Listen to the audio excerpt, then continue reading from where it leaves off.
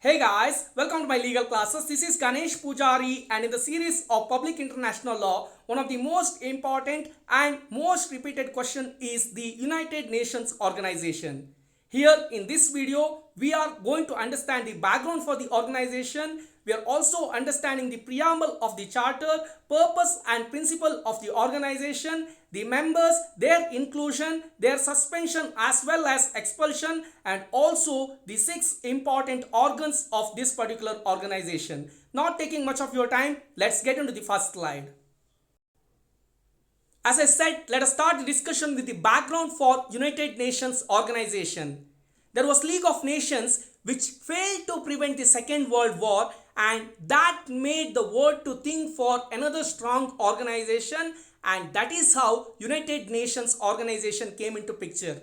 And United Nations Organization is not a result of 1 or 2 days effort. It had a long history of at least 4 years, and few of the important aspects that you need to remember as far as the United Nations Organization formation is concerned, or the milestones or the path is concerned, are the Declaration of St. James Palace, the Atlantic Charter, the United Nations Declaration, Moscow Declaration, the Tehran Conference, Dumbarton Oaks Conference, the Yalta Conference, and finally the San Francisco Conference happened on 25th June 1945, and as a result United Nations Organization came into force on 24th October 1945 with 51 original members. When I say 51, India was also one of the original member, and as on today, that is year 2021, we have as many as 193 members, including the last edition which happened in the year 2011, that is South Sudan. And there are 5 permanent members in the Security Council, that is China, France, the Soviet Union, the United Kingdom, and the United States. I am specifying this because this is one of the important information which you will understand in my future slides. If anyone wants to understand what is United Nations Organization for, they have to read through the preamble, because it gives the glimpse of entire charter of the United Nations Organization. The preamble says this is formed for the purpose of preventing any further wars, or to refrain faith in the fundamental human rights, to protect the rights of men and women equally, to protect the right of the large as well as small nations, to increase the obligations arising from international treaties, to promote social progress, to increase the practice of tolerance, to maintain international peace and security, and all of these are included in the preamble. By reading the preamble itself, one can understand what is the purpose of the United Nations Organization. Anyhow, Article 1 discusses more about the purpose. Let's get into the Article 1. As I said, Article 1 discusses about 4 important purposes of United Nations Organization, that is to maintain international peace and security. Now, how can we maintain international peace and security? By ensuring that the aggressive behavior of any nation is not supported. It is always supported to have peaceful means and solve any of the issues rather going for aggression. That is the first purpose, to maintain international peace and security. The second one is to develop friendly relations among nations. How is that possible? That is based on respect for the principle of equal rights and self-determination of people. By having that, you can develop friendly relations among nations. And the third one is to achieve international cooperation in solving international problems of an economic, social, cultural, and humanitarian character. Now, if you want to achieve this, you should not distinguish anyone by race, sex, language, or religion. You need to achieve the international cooperation in solving international problems of economic, social, cultural, or humanitarian character by respecting everyone's human rights as well as fundamental freedom. And the fourth one is to be a center for harmonizing the actions of nations in the attainment of these common ends. This is supplement to the first 3 purposes, and these are the 4 important purposes which are mentioned in Article 1. Then comes Article 2, which is a very important article which discusses about 7 important principles of United Nations organization. These are very easy. The first one is all members are equal. Number 2, they have the obligation to follow the present charter, that is United Nations Organization Charter. Every member nation has the obligation to follow the same. Third one, if there are any international dispute, they have to sort it out with peaceful means. Fourth one, no country shall threat or use force against any other country. That is the fourth important principle. The fifth one is all members shall give the United Nations every assistance in any action it takes in accordance with the present charter.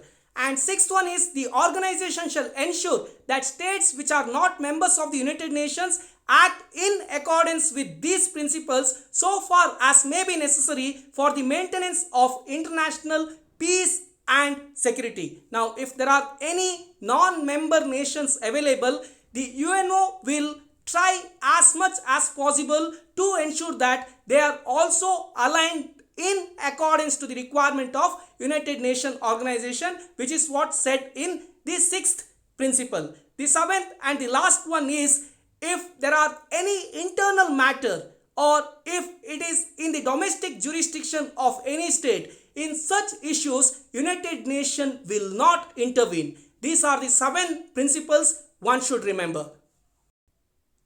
Then comes chapter 2, which discusses about membership. There are 4 articles which are discussing about original members, new membership, suspension of members and expulsion of members. Now, who are the original members? As I told in the beginning, there were 51 nations who signed in the year 1945 itself, and those were considered as original members.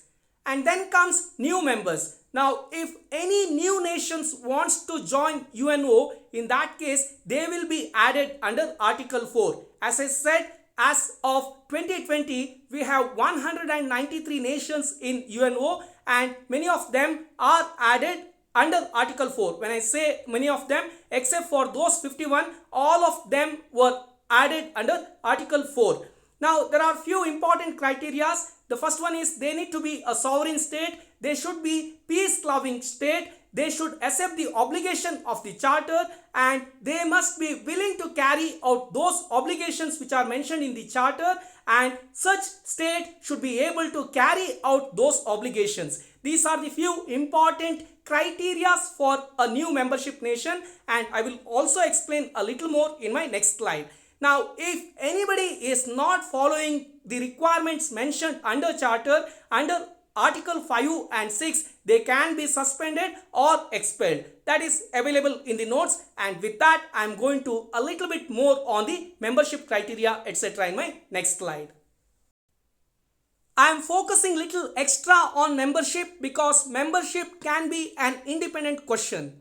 The first thing that you need to remember is Article 4, where I have explained few of the important criteria to become a member nation.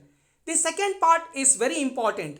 There are 6 organs in United Nations organization which I am going to brief in my next slide, and one of such organ is Security Council.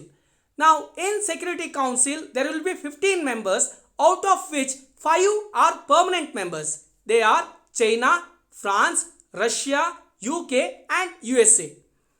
Now, a new nation, if it want to become the part of UNO, then it should get 9 out of 15 votes. Now, when I say 9, the 5 permanent members should vote for it, and along with that, it should get 4 other votes. I repeat, 5 permanent members, all of them should accept. Only when China, France, Russia, UK and USA accepts, along with that, among the remaining others, if 4 others accept, if total votes become 9, then only a new nation becomes the part of UNO. I hope that is very clear. With that, I am moving to the last slide. Here is the last slide of the discussion before I hand it over to Nishan. But remember, if I say this is the last slide, that will not be completely true, because this particular slide will become an independent presentation. Yes, there are 6 organs under United Nations organization, and each of them are very important, and we need to understand them in detail, which I will do in my future presentations. But for now, let us try understand which are the 6 organs of United Nations Organization. The first one is General Assembly, the second one is Security Council, the third one is Economic and Social Council, the fourth one is Trusteeship Council, the fifth one is International Court of Justice, and the last one is Secretariat. I will repeat: General Assembly, Security Council, Economic and Social Council, Trusteeship Council, International Court of Justice, and Secretariat. I have mentioned the chapter and articles under which these are discussed, and we are going to have detailed discussion on these organs. And Article 8 says the United Nations shall place no restrictions on the eligibility of men and women to participate in any capacity and under conditions of equality in its principal and subsidiary organs. That means equality is very well again put in words under Article 8. Both men and women are equal under United Nations Organization, and the beauty is they have kept an independent article for the same. Muscle power is very important, but do you know what is more important? Knowledge. More knowledge, more power. With that, I'm concluding this session. Please subscribe our channel. Please like, share and comment our videos. Thank you. Bye-bye.